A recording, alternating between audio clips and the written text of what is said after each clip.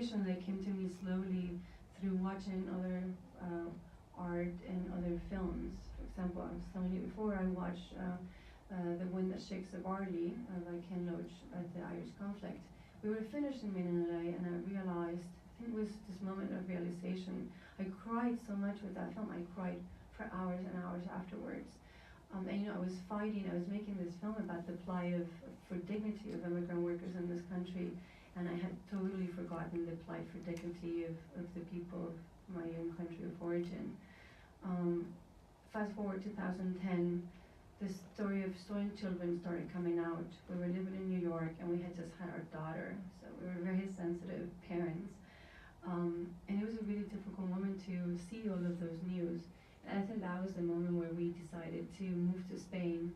It was going to be temporarily, to film the story of the stolen children. We put everything in a storage in New Jersey, and when we got to Spain, we encountered the Argentine lawsuit, and I think that's what kind of turned the film into a film in the present. We didn't want to make a film about the past. We wanted to tell a story in present, you know, the story of the struggle for dignity and justice of these victims and survivors.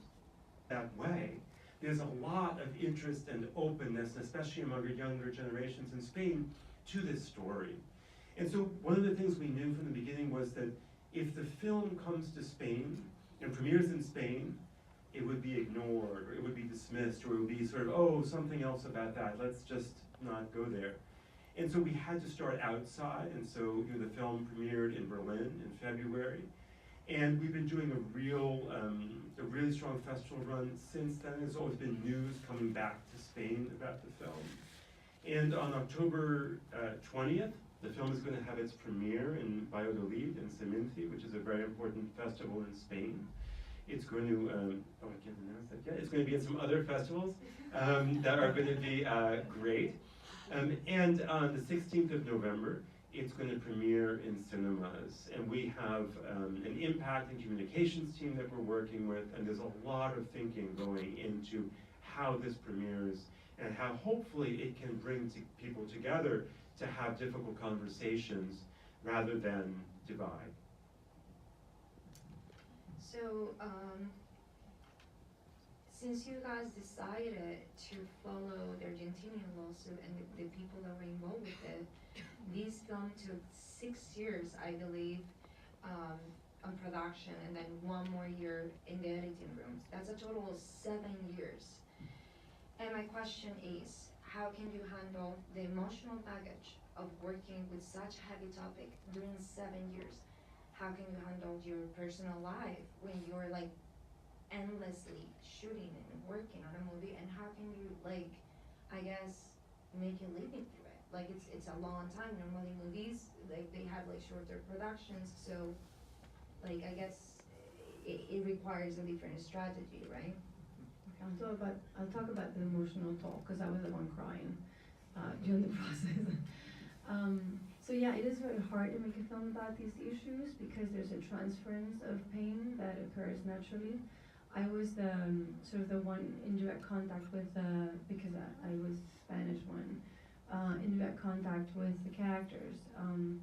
And to be honest, I think the thing that pained me the most was not so much to be capturing all of that, but what pained me the most was this tremendous doubt. Will I be able, on a personal level, right, will I be able to capture all this pain? Like, will the film really do justice to all this struggle, all this pain, all this silence, and the need for visibility and for dignity, really? And that really was the question that I remember. I would look at the photo of the women that were shaved, and I would just look at it for long periods of time, like, talking to the photo and asking myself that question. And that was really a deep commitment that we had, that we would not finish a film until we were able to do what we wanted to do. And that's why the film took so long, because we were not making a film for those who already believed in it, as Robert was saying. We were making a film for everyone, and that requires a lot of shooting, and it requires also a lot of editing. So we edited for 1.5 years actually, because we overlapped editing and shooting. So there was a period when we were in post-production, production, and also fundraising at the same time. And we have a daughter, so you can talk about the financial.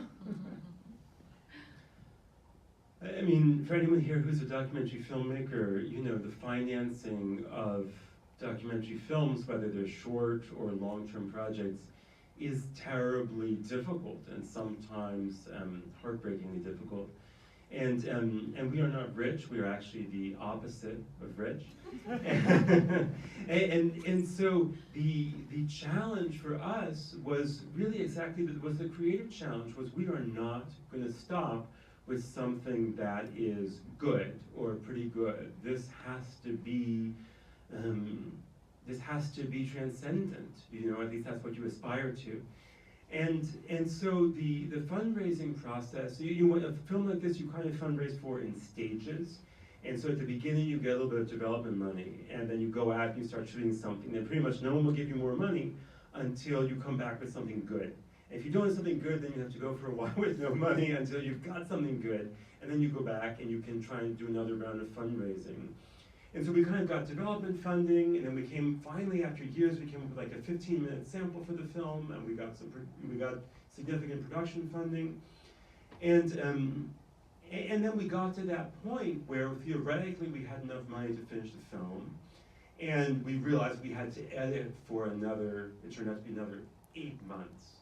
And editing is the most expensive phase in documentary filmmaking very often. And so we just took a leap of faith.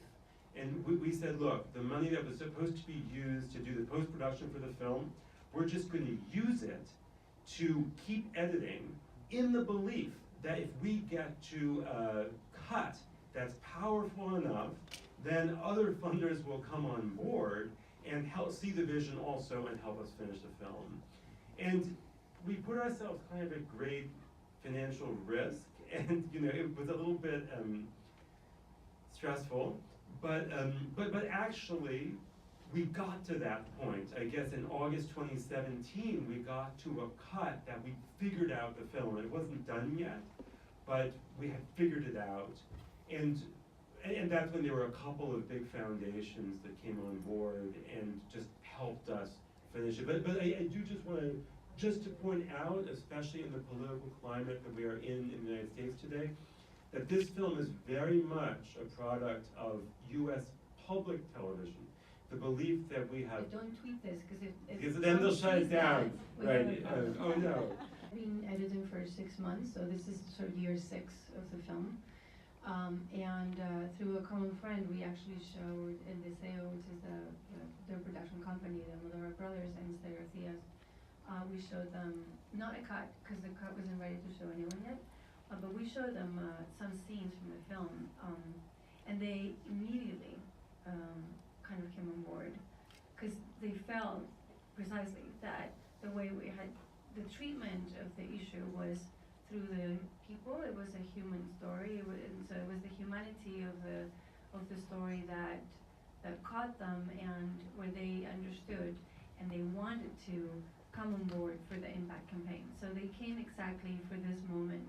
They came in so that with the film we could open a conversation in Spain, and we could really help change the debate